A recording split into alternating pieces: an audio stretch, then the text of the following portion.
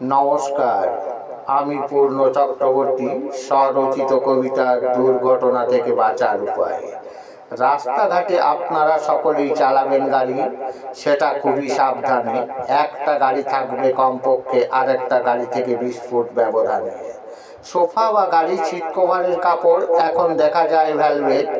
গাড়ি চালানোর সময় আপনারা অবশ্যই মাথায় পরবেন হেলমেট।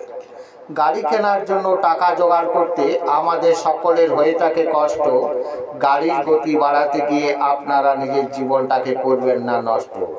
গাড়ি চালানোর সময় কানে হেডফোন লাগিয়ে করবেন না ভুল। সদা সর্বদা চলবেন মেনে সরকারের দেওয়া ওই ট্রাফিক রুল।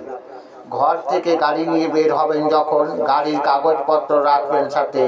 কোনো জায়গায় যেতে গেলে সময় রাখবেন নিজের হাতে।